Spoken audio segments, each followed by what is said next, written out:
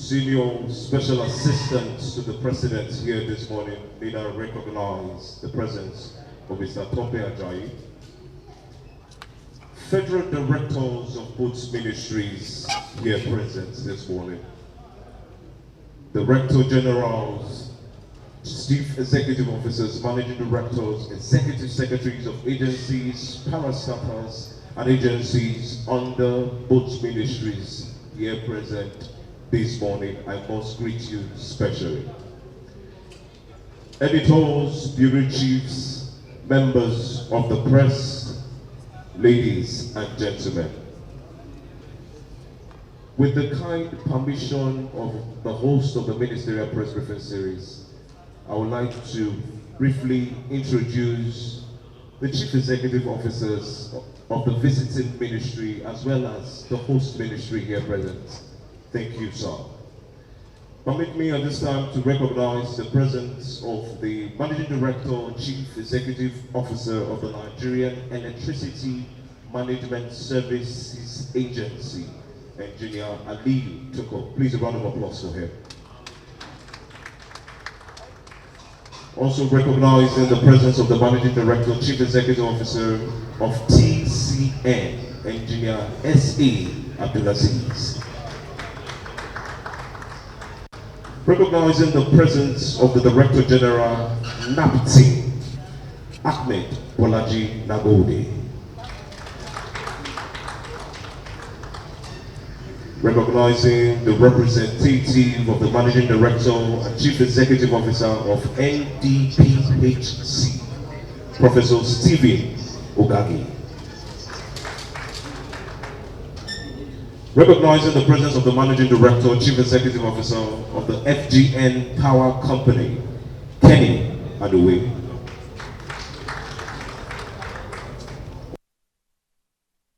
Managing Director and Chief Executive Officer of the Nigeria Bulk Electricity Trading, Johnson Akinao.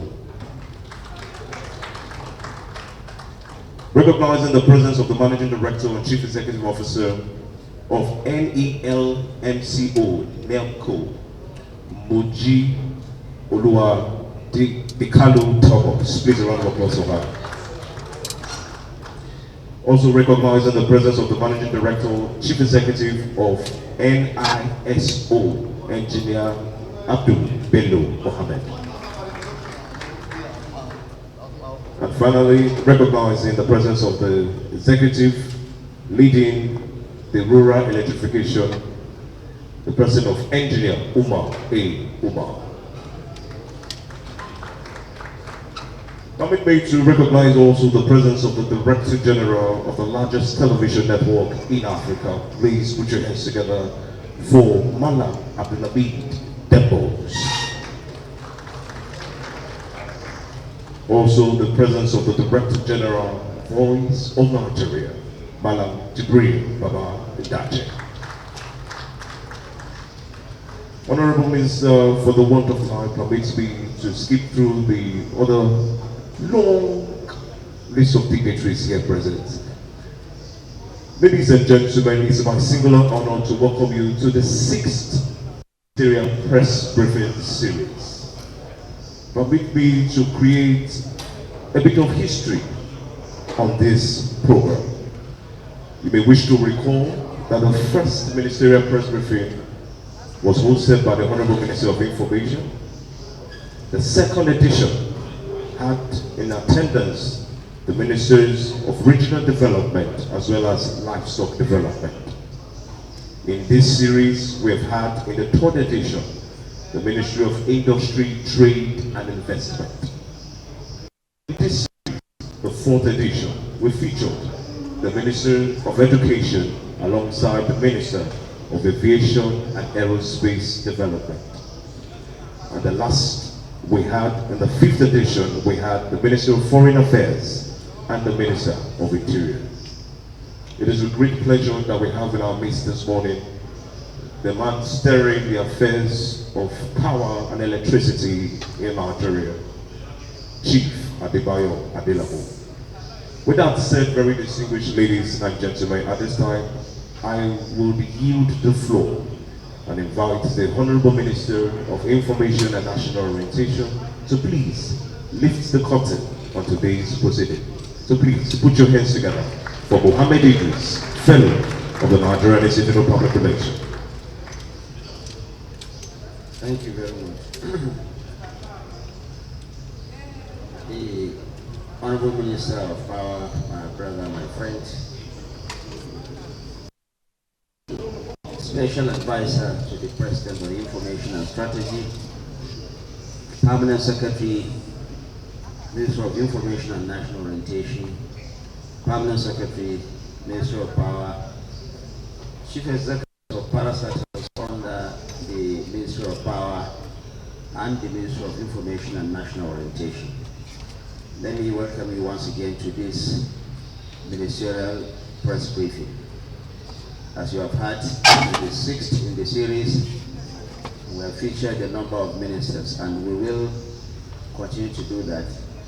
The goal is that by the midterm of this administration, all ministers will have presented themselves to the Nigerian media, or to the Nigerian public rather, through the Nigerian media, and you will have the opportunity to interrogate them and ask questions, seek for clarifications as we deem fit.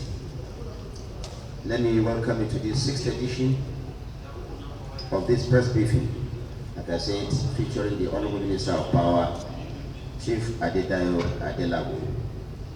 Since we kicked off in 2025, in February 2025 this year, we have hosted ministers representing a total of 7 ministries, providing first-hand facts and figures to Nigerians at home and abroad on the policies and programs of President Bola Ahmed Tinubu administration. Today will not be any different.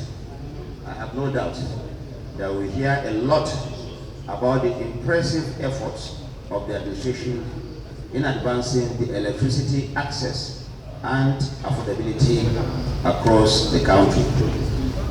For President Bola Ahmed Tinubu, electricity is pivotal to achieving the goal of industrializing Nigeria for the purpose of providing jobs, skills, and to enhance exports and for the overall prosperity of our dear country.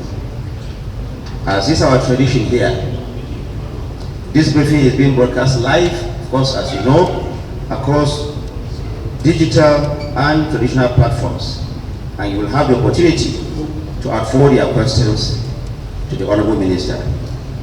May I request to all the representatives of the media present here and those joining virtually that the goal remains the same.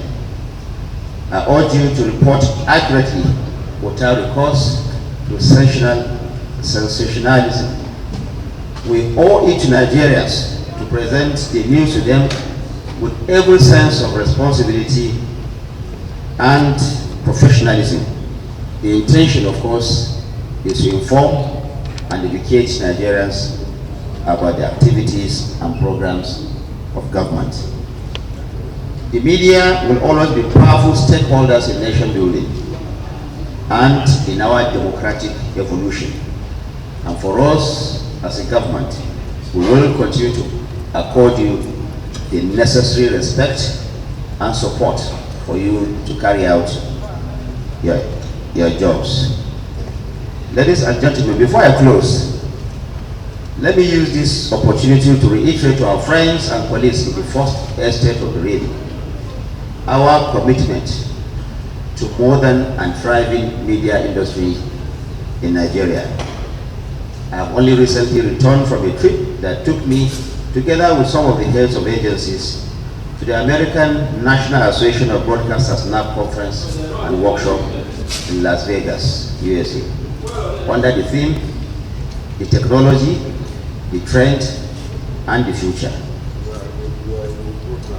Following this trip also, I was in France recently for the Nigerian Business Forum hosted by the French government's Business France Enterprise. On the sidelines of those activities also, I met with the executives of United Nations Educational, Scientific and Cultural Organization, UNESCO, to further fine-tune the imminent takeoff of the first of its kind Media and Information Literacy Institute that Nigeria will be hosting here in Abuja. That institute will go a long way towards strengthening Nigeria's media environment and supporting journalists to carry out their functions even more effectively. Indeed, the goal is also to train some of our young men and women to identify and also know where there is fake news. I have shared this to reaffirm the commitment of President Bola Ahmed Tinubu and his administration towards the lasting transformation of Nigeria's media landscape.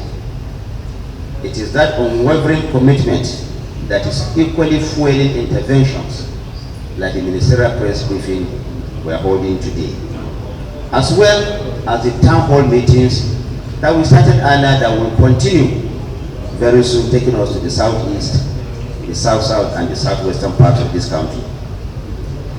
On this note, let me invite my brother, my colleague, and the man saddled with the responsibility of transforming Nigeria's power sector for the next 30 minutes to tell us the journey so far. At the end of it all, you will have the opportunity to ask questions, seek clarifications, and make commentaries where necessary. But I urge you, my dear colleagues, to ensure that you please keep your questions to the issues at hand. Please, let's avoid sensationalizing some of these events. Let us look at these issues and ask critical questions that will help us to develop as a nation. I thank you very much for listening, and it is my honor now to invite the Honorable Minister of Power to take the podium. This, of course, is the second time he's coming here. He was here last year, and you will hear from him where it is necessary when it comes to the question and answer section. He is here with all heads of agencies under the ministry that may, if it is so necessary, help him to answer very pertinent questions. Welcome, Honorable Minister.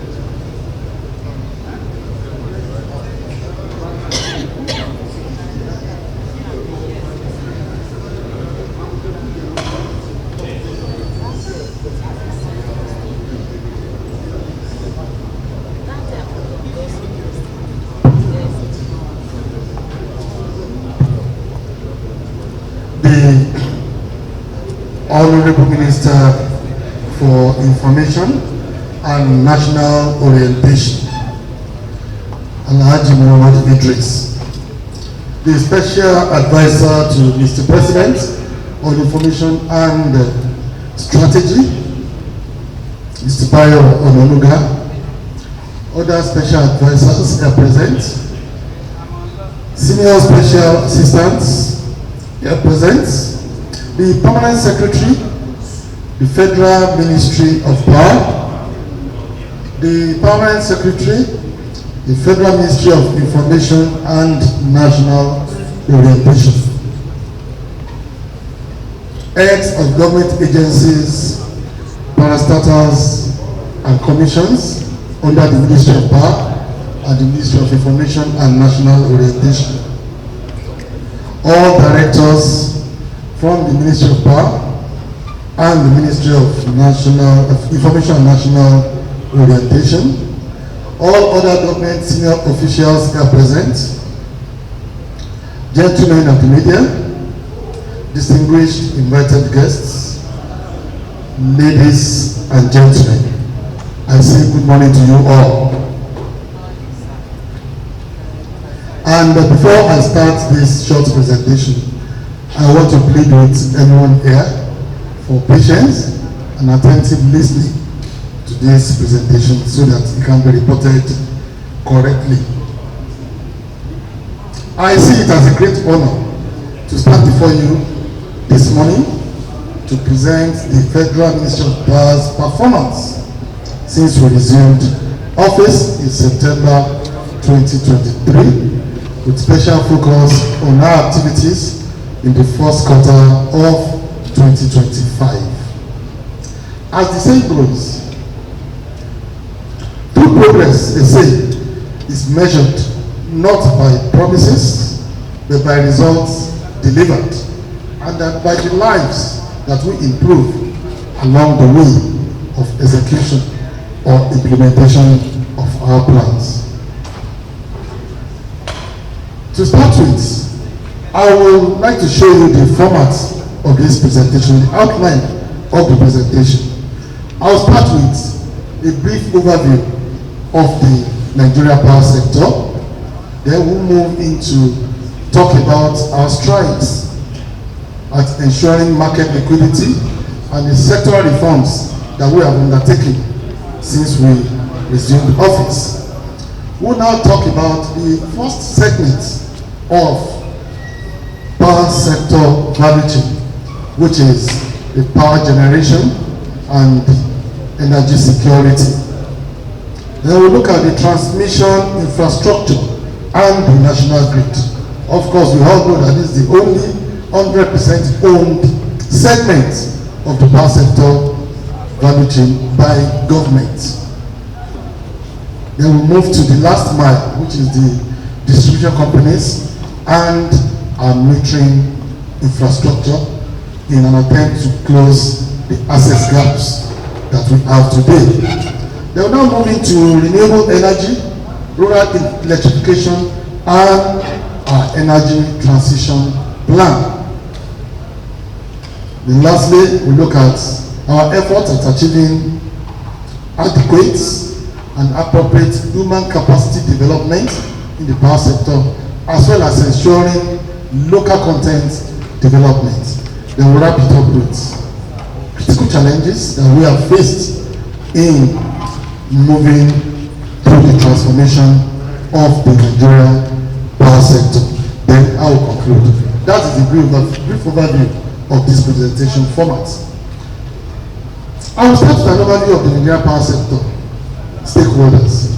If we look at this, let's move the slide please. If we look at the power sector ecosystems, there are basically three layers in summary.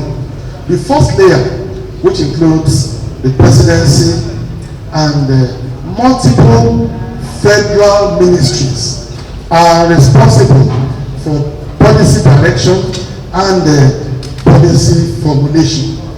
And we have the second layer, which has to do with government agencies, parastatals and commissions, which are more like what I would describe as foot soldiers at ensuring implementation of government policies, policy directives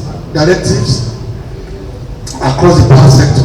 Then the third layer is the power sector operators, which include the gas companies, the power generation companies, and the power distribution companies.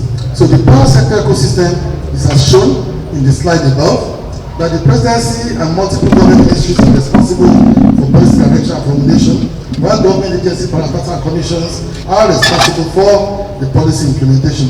Then we have the gas companies, like I said, generation companies, transmission company, and distribution companies, who are the power sector implementers of government policies. Then we have the Nigeria Electricity Regulatory Commission, who is solely responsible for sector regulation. The generating companies, transmission companies, the DISCOs are all being regulated by the NEC.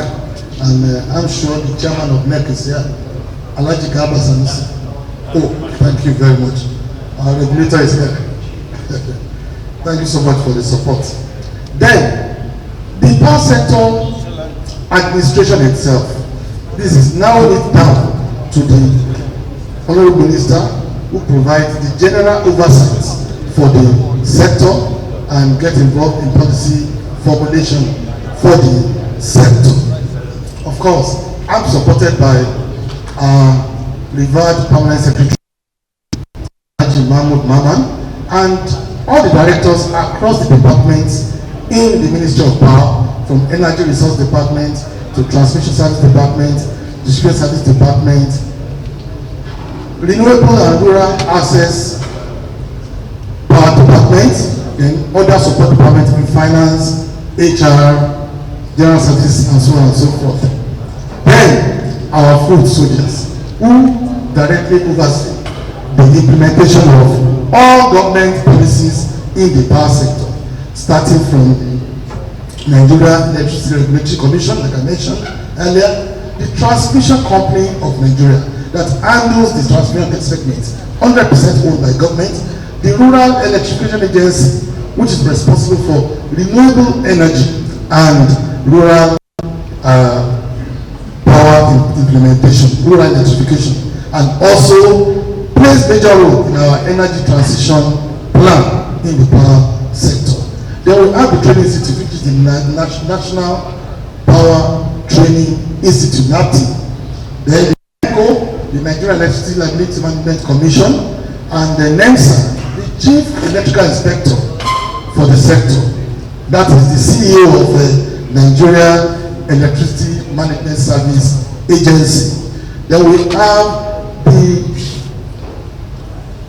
I will call it the SPV, the Special Purpose Vehicle, that was created by government to oversee the implementation and execution of what we call the Presidential Power Initiatives that you all know as a Siemens project. That is the FGN Power Company Limited. The CEO is also here, while we have the Nigeria Bulk Electricity Trading Company, NBET. Then lastly, the only government-owned generating company also reports partially to the minister, even though they are direct reporting to the office of the vice president in terms of administration and governance. But operationally, they still report to the Honorable Minister of Power. That is the Niger Delta Power Holding Company, NDPHC. So those are the people, the agencies that support the federal ministry in implementing government policies across all governments, all segments of the power sector value chain. Then we have the power sector operators, who are the real deals. They are the ones that are actually involved from power generation to power transmission to power distribution. We have a total of 33 power generating companies. Who are the operators? 6 companies for the hydro power generation, looking about Kanji, Jebas, Shiroro, Zungeru, Kashimbila, Dadikowa, and also all sorts. Then we have 27 thermal plants. These are the gas-powered power plants. We have about 27 of them. Out of these 27, we have NDPH as one, with about 7 or 8 plants. So since we resumed office, we are focused on delivering measurable progress that strengthens the power sector and improves electricity access across the country. So working collaboratively with our agencies, partners, and the private sector, I am proud to highlight the key milestones achieved over the past 1.5 years of being in the office. Like I said earlier, I will start with the market liquidity and sector reforms. So let me begin with our progress in market liquidity and sector reforms, which are fast reshaping our sector's landscape.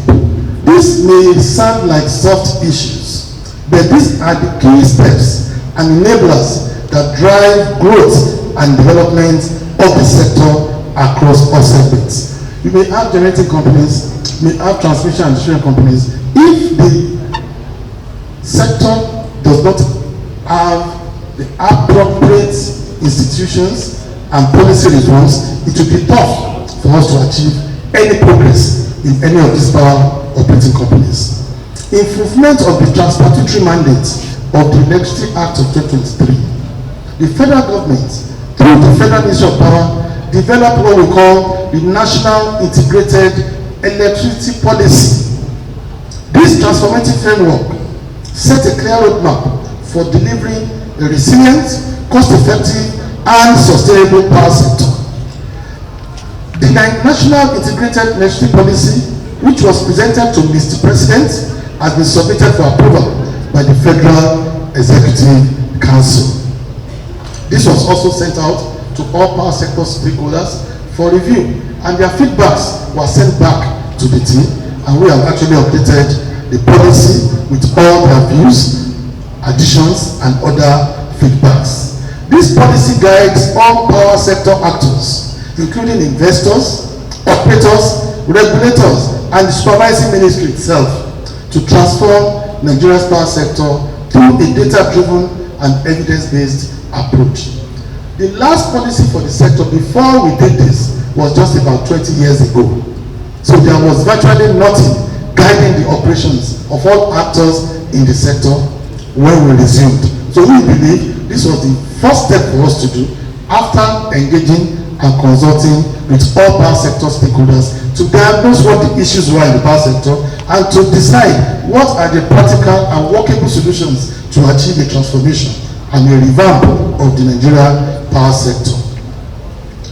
Outside the policy, another major milestone was the presentation of the Integrated Resource Plan, IRP, which is a strategic roadmap that prioritizes least cost electrification and optimized energy resource utilization.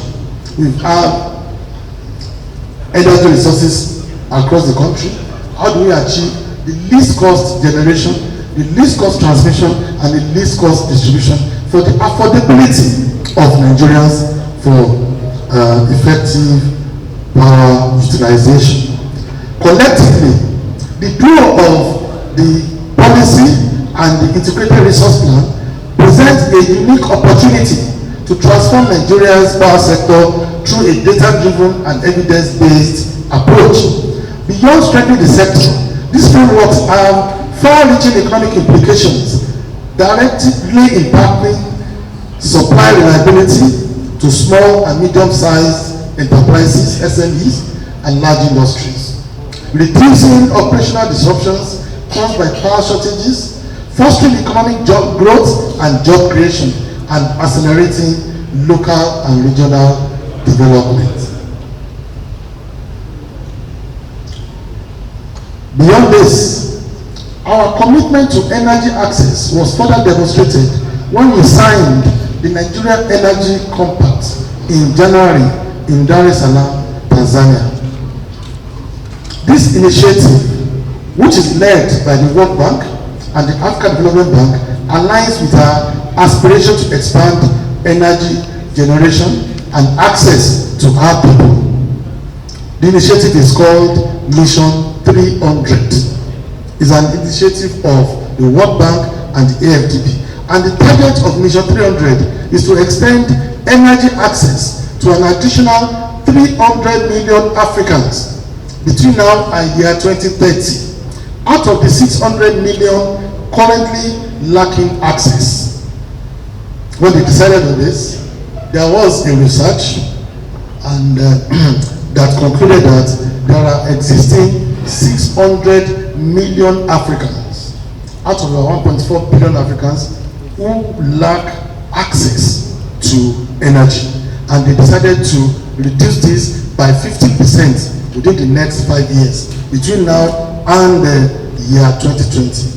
It's a joint initiative of WB and AFDB, and they are going to support this with resources. A total of $30 billion, $35 billion coming from the World Bank and $5 billion coming from the AFDB, which will even be complemented by donations from some philanthropic organizations like the Rockefeller Group in the US. So this initiative will be realized based on a 5-pillar strategy. Number 1 is expanding generation, strengthening utilities, that's the power distribution companies, incentivizing private investments, accelerating renewables, and boosting regional integration. We are all aware of the West African Power Pool, whereby there is a collaboration among all countries within the West African sub-region to ensure that there is improved energy security and energy transactions across the region. There is already an energy exchange institute in Cotonou, which was commissioned in 2024. I was personally present, and the chairman, the MD of TCN, is actually the chairman of West African Power Pool. The compact sets ambitious goals to enhance electricity access, increase renewable energy adoption, and improve clean cooking solutions for millions of Nigerians. That is Mission 300, and we're making good progress in this. And I'm happy to tell you that out of the 300 million Africans that the World Bank and AFDB want to give energy access to, Nigeria is in a position to claim nothing less than 25% of this, which is about 75 million Nigerians. So when we presented our compact, they agree with us. As it is today in Nigeria, a country with about 240 million people, we have access for 150 million people already, while about 80 million people lack access to adequate electricity in Nigeria. The issue is not really about access, it's about the reliability of this access. And reliability is measured in terms of stability of the access and affordability of this access, which is what we are working on. So when we are presenting our compact, we told them that when you are extending energy access to these additional 300 million people, let's not focus on renewable energy alone. It will be appropriate for rural environments, rural communities. But we must also focus on strengthening the grid infrastructure so that those that already have access, the access will be made reliable.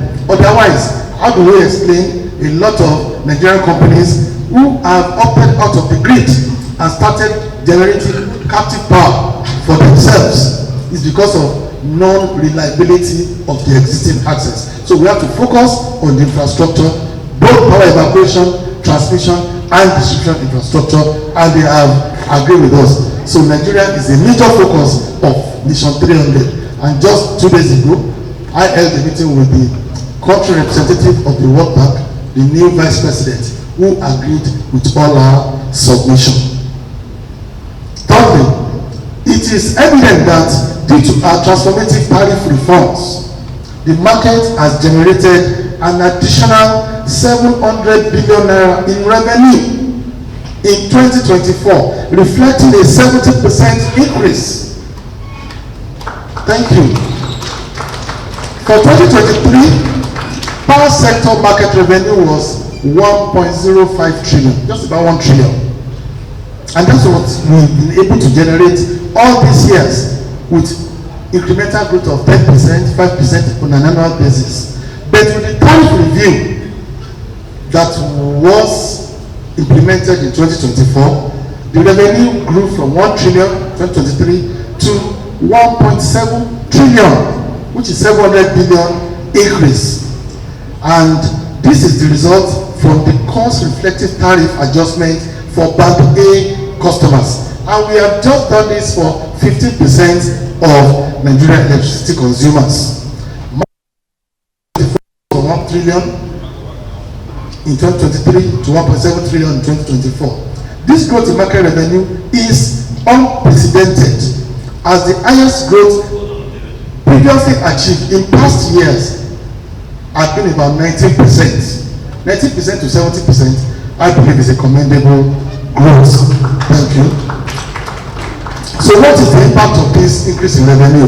This positively impacts the reduction of the government's subsidized tariff shortfall by 35%. If you remember, when we made the presentation last year, we envisaged that government subsidy will be about 3 trillion for year 2024 based on the old tariffs.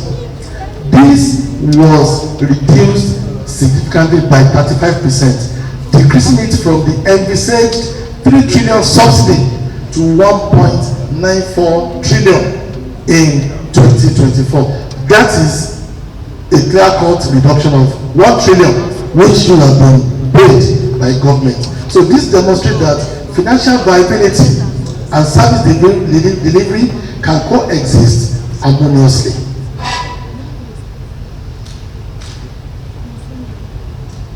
Still on market reforms, the establishment of the National Independent Service Operator, NISO, marks a major milestone.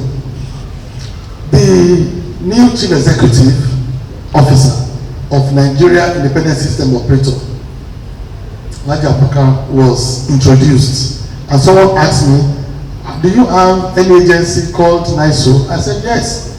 NISO is just a week old.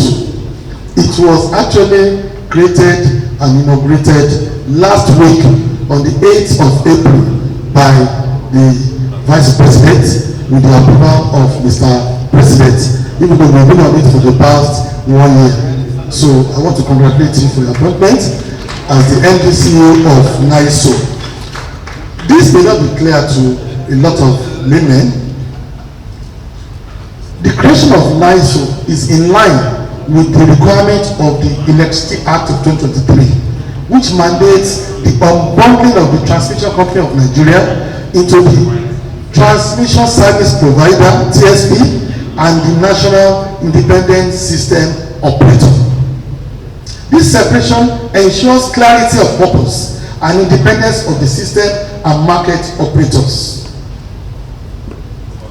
It is important to note that this initiative has been attempted severally in the past, with failures recorded, but under the renewed hope agenda of Mr. President, His Excellency Bola Ahmed Tinubu, GCFR, the board of NISO was inaugurated by the Vice President on the 8th of April, which will now independently manage grid operations to enhance efficiency and reliability.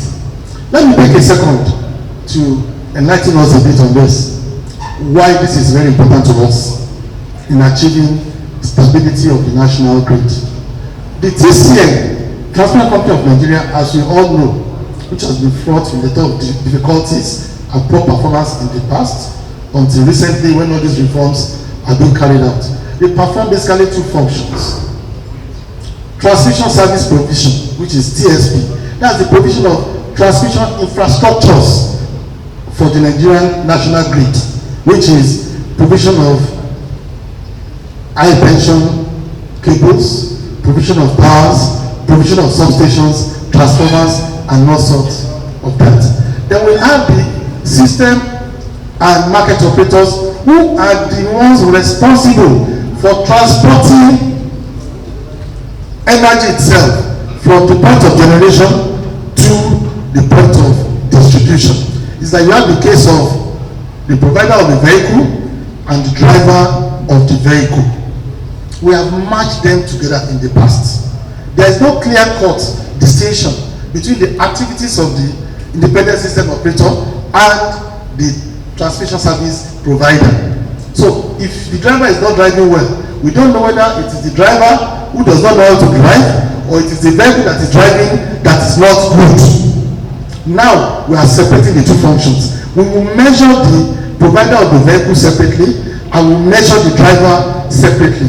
When the provider of the vehicle hand over a damaged vehicle to the driver, he will shout and tell me, no, TSP, I don't want this infrastructure, maintain it, replace it, so that I will not be measured based on your damaged vehicle. But before, because they are together, they cannot criticize themselves.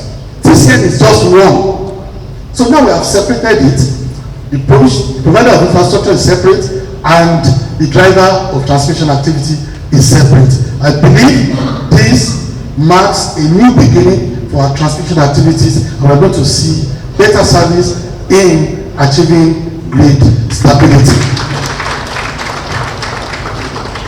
Thank you.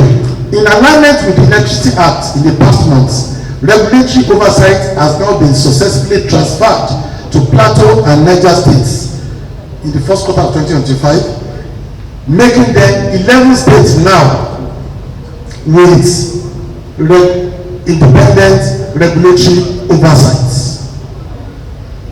Furthermore, regarding market liquidity, the diligent efforts of the Nigerian Electricity Liability Management Company have resulted in the reconciliation and reduction of federal debts owed to Abuja Disco by 47.4%, decreasing from 15.53 billion to 8.17 billion.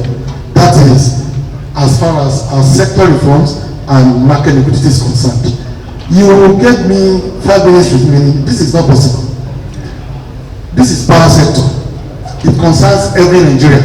It impacts every Nigerian. Give me as much time as I require so that we'll be able to explain to people what you are. But don't restrict me to 5 minutes, please. For me to have come straight to do this presentation, you can have the whole day. I should be able to have it. But within 30 minutes, I will finish.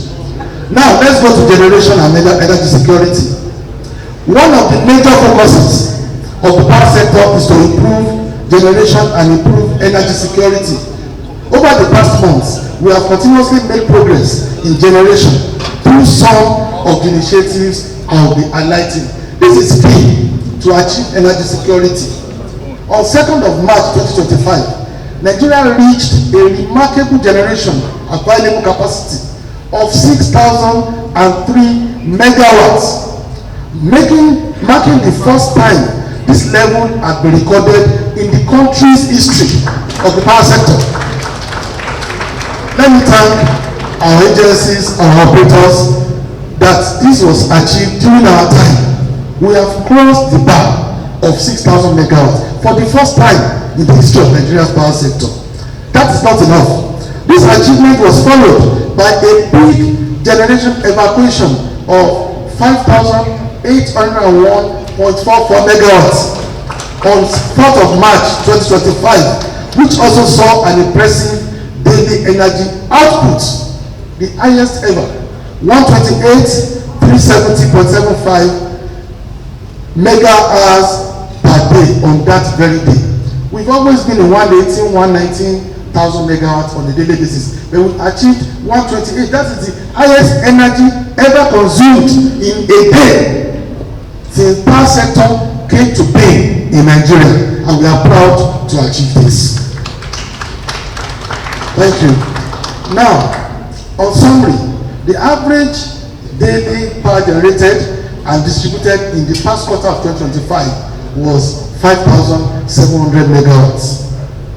Compared with what we met when we resumed office, average of 4,100 megawatts achieved in the third quarter of 2023. This indicates a growth of 1,600 megawatts, nearly 40% growth since we assumed office at the ministry. Thank you. This is very important to us. I came into office August 20, 2023, and between September between July, August, and September, what we achieved was 4,100 generated, evacuated, transmitted, and distributed.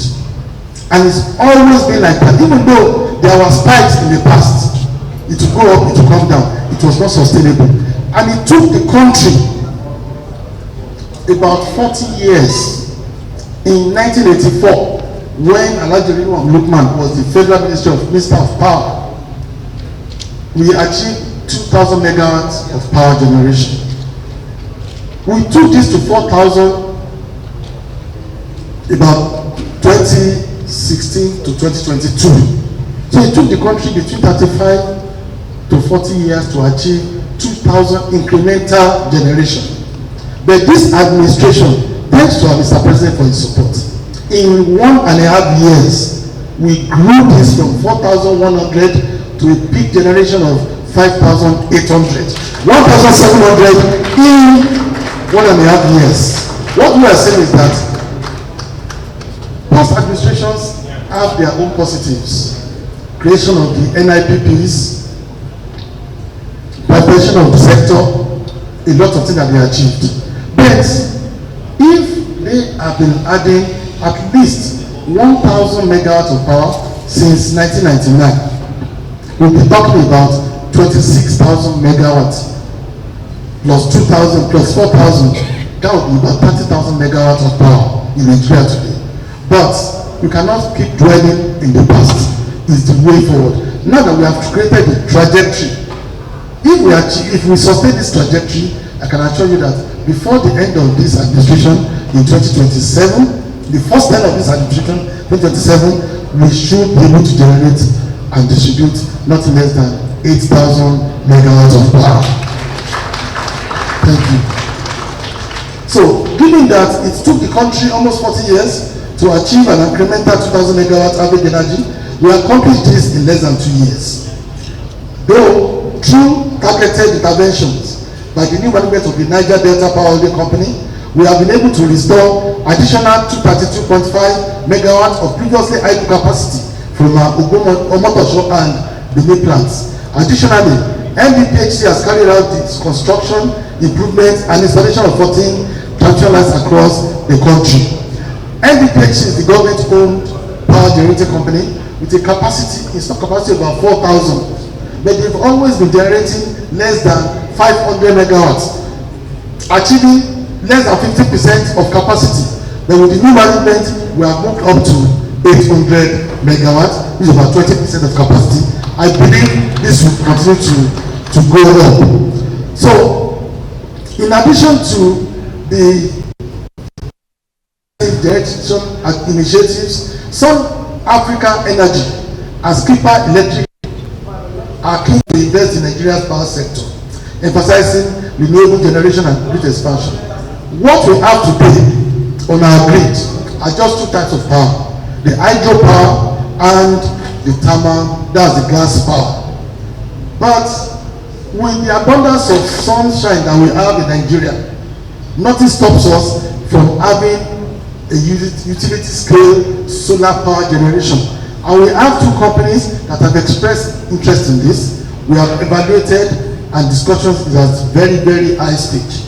Number one is Sun Africa, who actually intends to bring in about 1,000 megawatts of solar energy to complement the efforts of NDPHC at their various locations. And this will go straight into the grid. That's adding solar power on our grid.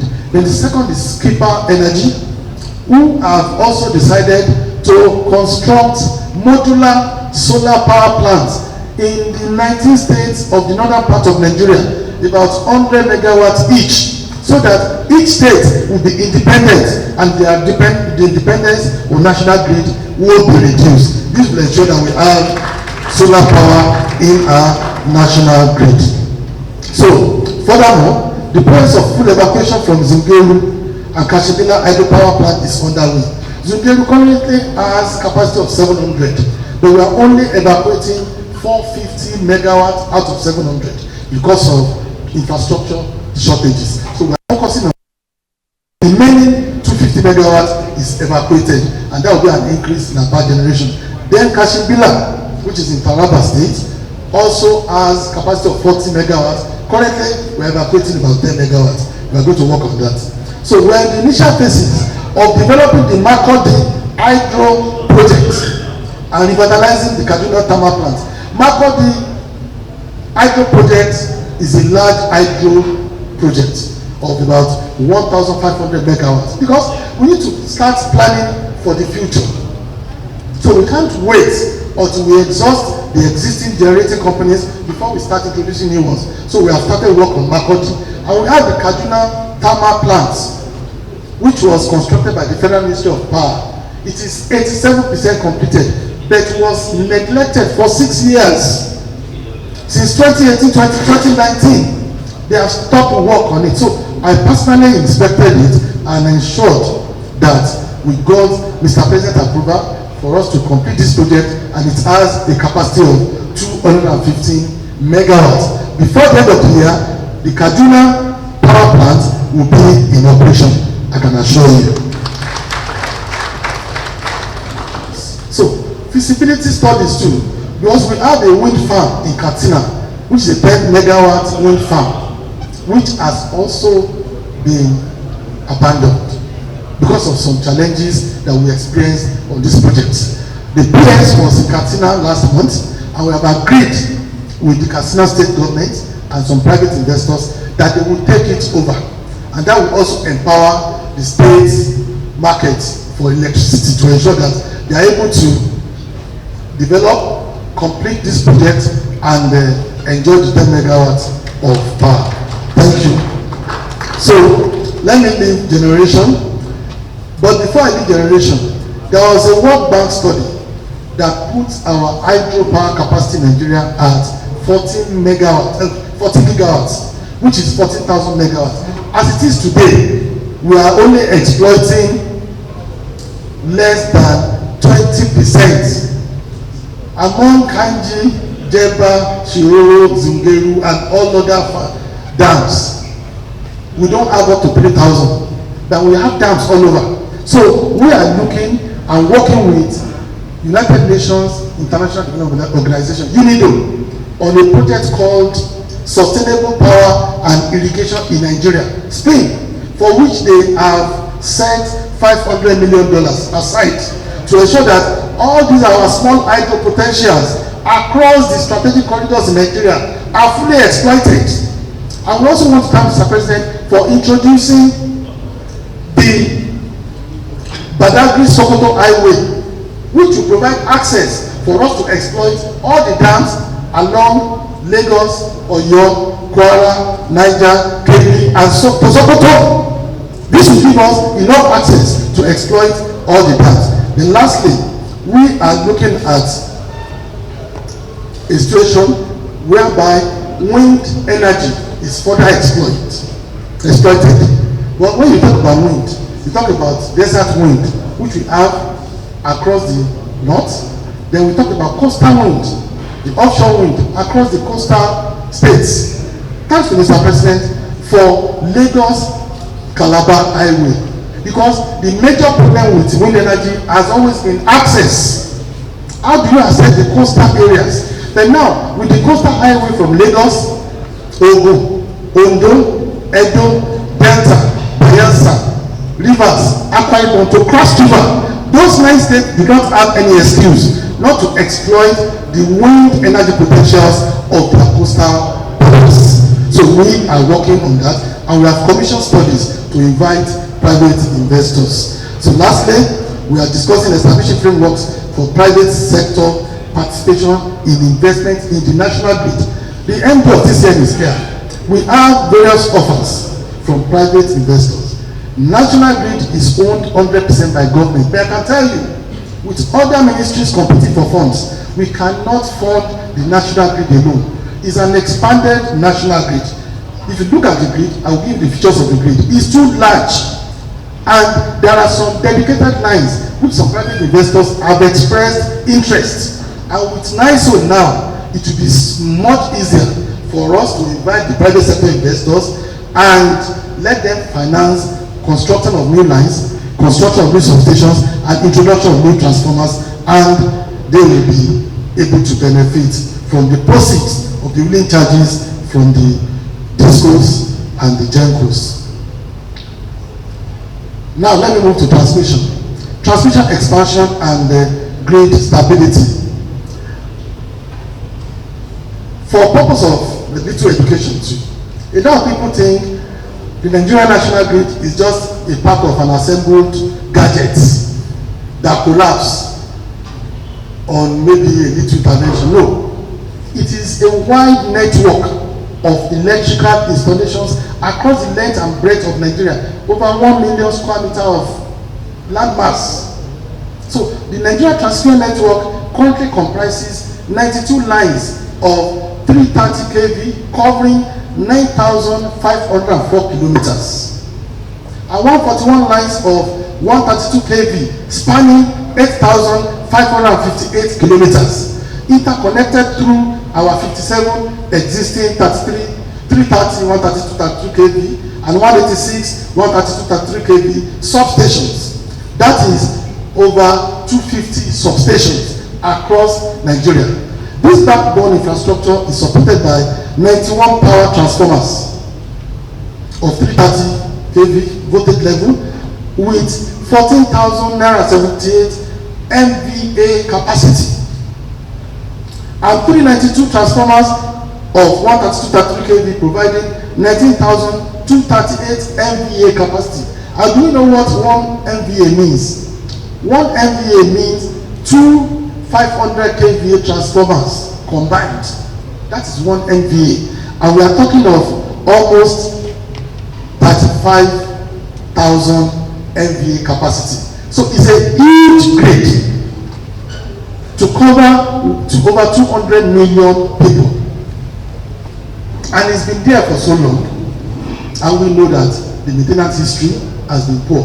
Replacement history has been poor. Expansion history has been poor. So it is old. So collectively enabling our grid 8.7 gigawatt operational capacity as of today. If we grow our generation to 8,700 megawatts, the grid can still carry it. Thanks to the activities of the TCN and the FGM Power Company. 2 years ago, once it gets to 5,000, the grid collapses. Then we have evacuated 5,800 successfully without the grid blinking. It was still stable. So we can transport, thank you, 8,700. To strengthen this critical network, TCN commissioned 61 new transformers, totaling 5,589 MVA in 2024. That's 61 new transformers, followed by 9 additional transformers in Q1 of 2025 across key locations in Lagos, Benin, Bauchi, Osogbo, Kano, and Kaduna. We have the list of the sites in there. And again, I once mentioned that TCN had over 100 unfinished projects. In the 2025 appropriation, we already have 25 billion naira to support TCN to complete some of these projects, and that will also improve power supply. So beyond TCN, we have the activities of the Presidential Power Initiative, which is being executed by the FGM Power Company. The pilot phase delivered infrastructure across 13 locations, adding 700 megawatts to the national grid. We experienced a number of grid disturbances towards the end of last year, but since January up to today, 4 months into the new year, we have not seen any major disturbance to the grid. And I can assure you, we do everything possible to maintain and sustain the current scenario. If there is any major disturbance, our turnaround time is being worked upon. We don't want to ask the grid will be up. So we have FGM activities in Abuja, in Kogi State, in Delta State, Edo State, Plateau State, Lagos State, Kebbi State, Niger State, Kano State, Lagos, Oyo, and Ogun State. The activities nationwide, and we can see the impact. So, due to the process of the pilot phase, we have the approval of the President and the FEC, that's Federal Executive Council, to proceed to phase 1 of the PPI project. Hence, contracts have been signed with Siemens, CBEC, SOD, and Power China, and financing arrangements are at advanced stages to support implementation. Now, we are leaving the pilot stage of Siemens project. We are moving into the phase 1 stage, and the impact of this will soon be felt by Nigerians. So another remarkable initiative is the progress made to regionalize the national grid. The Eastern and Western super grid approvals currently in progress will regularize our grid, reducing failures and creating redundancy. We have all said that what Nigeria needs today is a regional or regionalization of the national grid, so that if there is a problem in one part of the country, it will not affect other parts. Having a single national grid that will be down 100%, it is not desirable. So we are taking steps to make sure that we regionalize this grid through introduction of the Eastern and Western super grid. This project is on, and we hope to have FEC approval for it as soon as we come back from Easter. Then let me not waste time and move on to distribution. I've talked about onboarding of TCN. In the distribution segment, we have made significant strides in closing the metering gap and expanding last mile electrification. Two fundamental pillars that ensure fair billing, boost revenue recovery, and bring power to underserved communities. These initiatives are transforming our distribution landscape from estimated consumption to measured accountability, and from energy exclusion to universal access. Let me now highlight our distribution in our achievement in this distribution segment. I just need 10 more minutes. I will run that. Yeah. The launch of the Presidential Metering Initiative, which is backed by a 700 billion naira FAC allocation. The fund is ready to acquire meters under the Presidential Metering Initiative. This is a coalition between the federal and the state government, and the chairman of that PMI today is the governor of Kwara State, Alhaji Abdurrahman. I serve on the board, while the SC Energy to Mr. President is the secretariat for this initiative. Today, we have a new SPV which has been set up with the board. We target 1.1 million meters by the end of 2025. The procurement process has started, I can assure you, and we have a plan for 2 million meters annually for the next 5 years, and the procurement process has started. If we add 2 million meters annually for the next, it's 10 million meters plus 1.1 for this year, that's 11.1 million meters. This will cut off our meter gap, which currently starts at about 6 to 7 million. And in addition to that, through the World Bank funded Distribution Sector Recovery Program, DSREP, over 3.2 million meters will be procured and installed alongside meter data management solutions for disco optimization. Today, we have completed the procurement process of DSREP. 75,000 meters have already arrived in April, and we are expecting additional 200,000 meters in the month of May. Before the end of this year, 1.3 million meters will come from the World Bank funded DSREP program. Lastly, the distribution companies are currently undergoing restructuring aimed at enhancing service delivery and operational efficiency. Furthermore, new acquisitions and management modifications are being implemented among the DISCOs, while the Nigerian Electricity Regulatory Commission is reinforcing the performance measurement matrix for the DISCOs to ensure the performance to expectation. So, those with fears about meter gap, you should be rest assured this will be a thing of history very soon. We are taking practical steps to ensure that meters are acquired en masse and we close the gap. So, now, the PPI projects also cover infrastructure improvements in the distribution segments. We have awarded these contracts. They are not restricted to transmission alone, but they will work on building new lines, distribution lines, injection substations, and supply of distribution transformers. And 2025 appropriation too has provision for transformer intervention by federal government for those communities without transformer. So let's take the last one, which is renewable energy rural electrification and energy transition. Nigeria continues to lead on renewable initiatives to the vanguard of Nigeria's energy transition, powering sustainable development while bridging the energy access gap. This quarter, we have accelerated our transition to clean energy solutions while bringing electricity to underserved communities through innovative off-grid systems. These efforts align with our commitment to climate action, energy security, and inclusive growth, ensuring no Nigerian is left behind in our journey towards a sustainable energy future. Now, under renewable energy, the federal government launched the Energizing Education Program, which was designed to provide a reliable power supply to 37 federal universities and 7 affiliated teaching hospitals across Nigeria. EEP phases 1 and 2, which is implemented in collaboration with the World Bank, have been successfully completed. I can tell you that a number of our universities now, as listed there, are having renewable energy. I'm aware of the University of Maiduguri and the Teaching Hospital with 12 megawatts.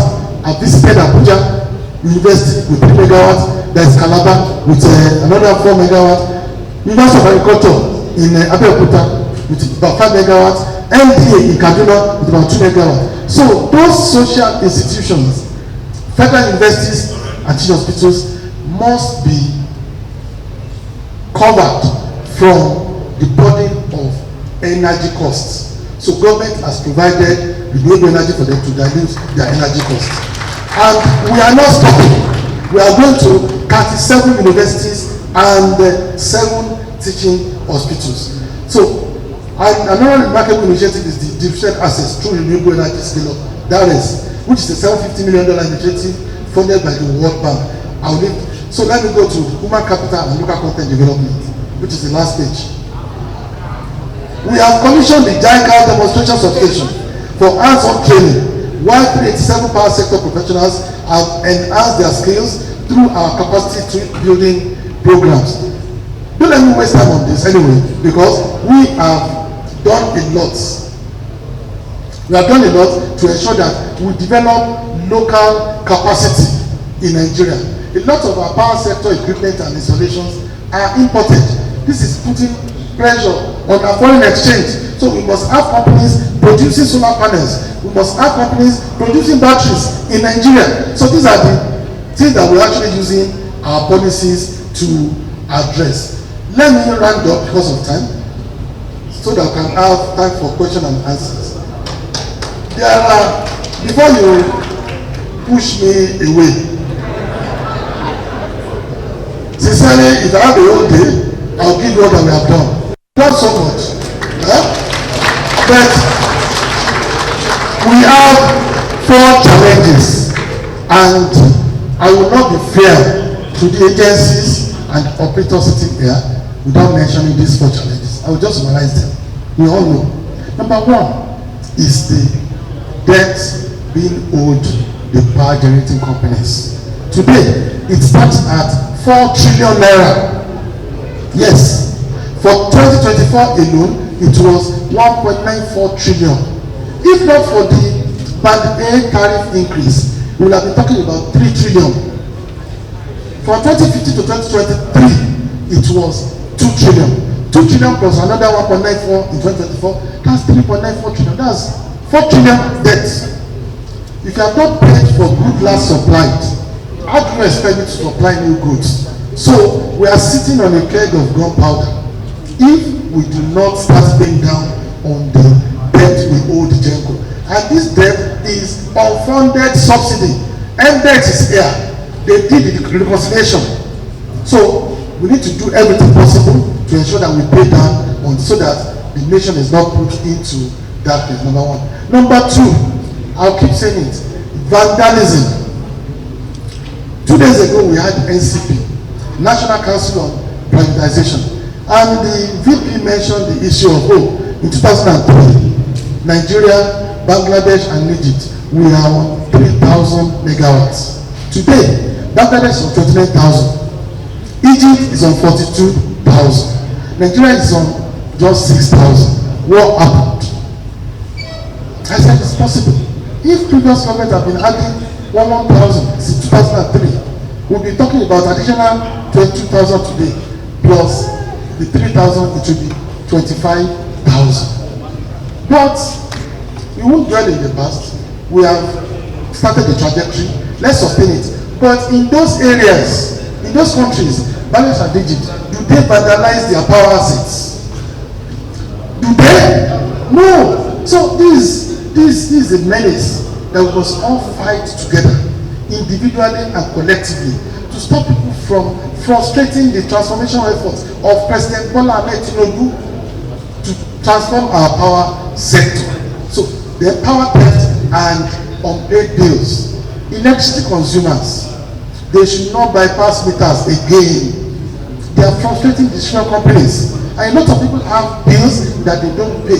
If all this exists, you cannot be like Bangladesh, you cannot be like Egypt. You dare not pay your bills in China or UK or the US. It's a criminal offense. So our people must know that. Then the issue of investments. Our power set operators are not investing.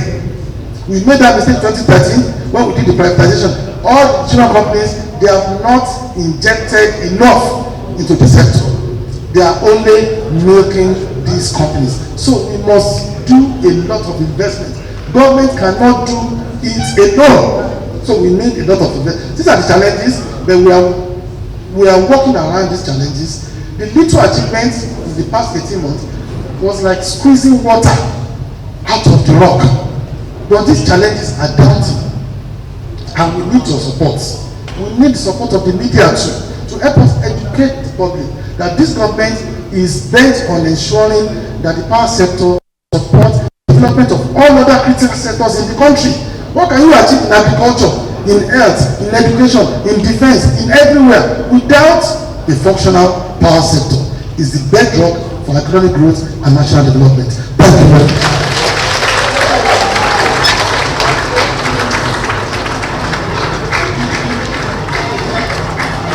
Please, I will make the applause a bit louder for the Honorable Minister of Power. I think you can have your seat. Thank you very much.